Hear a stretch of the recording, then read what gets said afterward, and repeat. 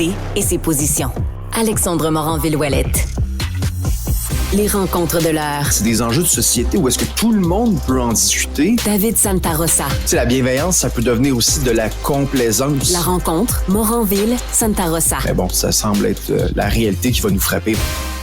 Pour la deuxième fois en 3 mois, David, la statue de Camille Lorrain à Montréal se fait vandaliser. Un geste qui est décrié, en tout cas, par la Société Saint-Jean-Baptiste puis d'autres organismes comme un geste qui pourrait même être raciste envers les Québécois. Comment t'interprètes tout ça, toi? C'est toujours un gros mot dessus le terme racisme. C'est clairement, ça vise clairement Camille Lorrain, c'est une statue, c'est un symbole de la Révolution tranquille du Québec français qui se prend en main. Donc, clairement, il y a une attaque contre le Québec français là-dedans, ça c'est certain. Et il faut pas non plus voir ça comme quelque chose d'isolé, c'est-à-dire que pendant l'été, on a vu Sophie DeVito à la commission scolaire English Montreal, Gad Saad à Concordia qui a eu des propos contre le français qu'on parle au Québec. Donc tout ça, ça fait beaucoup d'anecdotes qui s'accumulent, et chaque fois, on vise le Québec français, on cherche à mépriser le Québec français.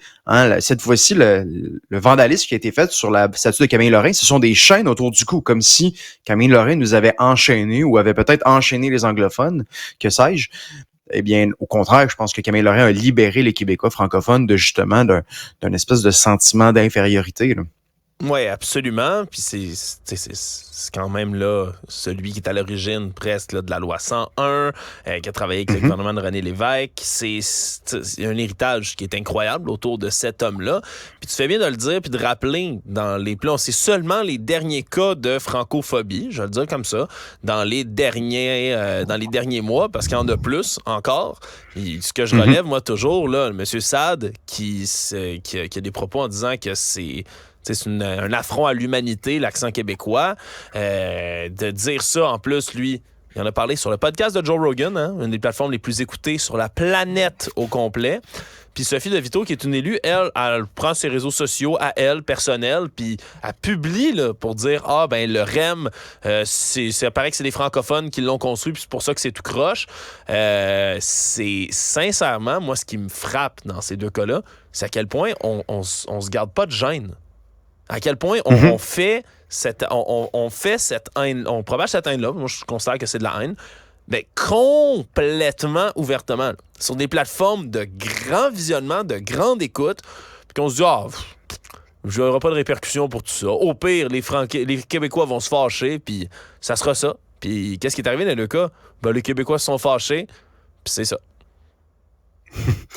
Et c'est ce qui risque d'arriver à nouveau avec la statue de Camille Lorrain. Évidemment, là, ici, on vise une statue, on pourrait dire, on vise pas un individu en tant que tel, mais je veux dire, symboliquement, c'est plutôt fort. Et même, tu parlais justement un peu sur le plan historique, Camille Lorrain, à mon sens, c'est vraiment un personnage fondamental, souvent trop méconnu de la Révolution tranquille, parce que au début quand Camille Lorrain pilote le dossier de la loi 101, ce qu'il faut savoir, c'est que René Lévesque n'était pas chaud à l'idée de la loi 101, c'est-à-dire qu'il voulait une loi sur le français, bien sûr, mais qu'il trouvait que la loi 101 allait un peu trop loin.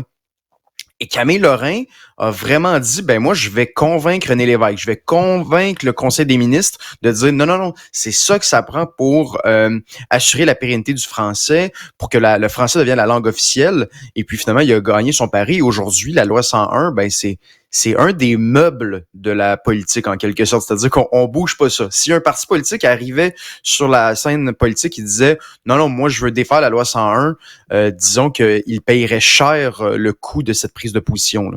Oui, en tout cas, on l'espère qu'il paierait cher autour de tout ça. C'est vraiment c'est déplorable, vraiment, ce qui se fait autour de la statue de Camille Lorrain. J'espère qu'on va attraper, honnêtement, les gens qui décident là, ou les personnes qui décident de revenir faire cet acte-là.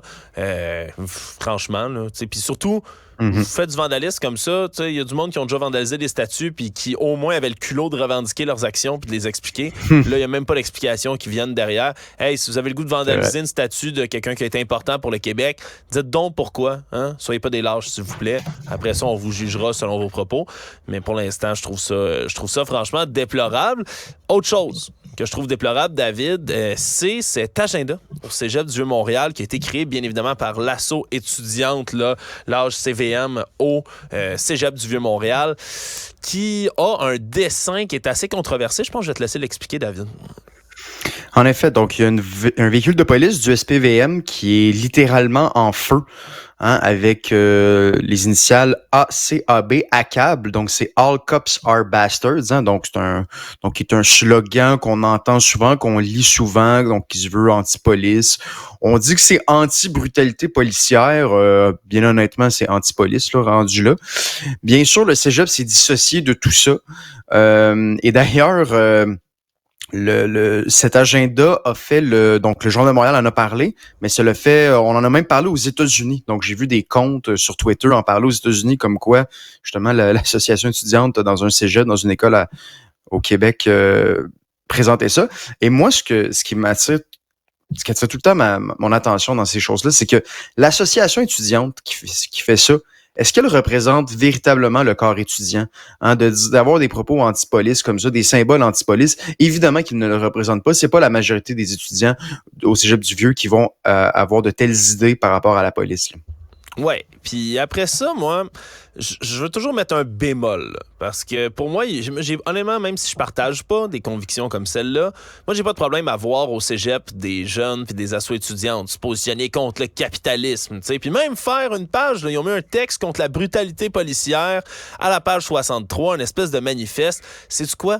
C'est les étudiants d'un cégep, en particulier le Cégep du Vieux-Montréal, il y en a qui ont décidé de prendre des positions politiques, puis de commencer à exprimer des opinions, puis à revendiquer des choses, puis je trouve que à cet âge-là, c'est ça qu'on doit faire.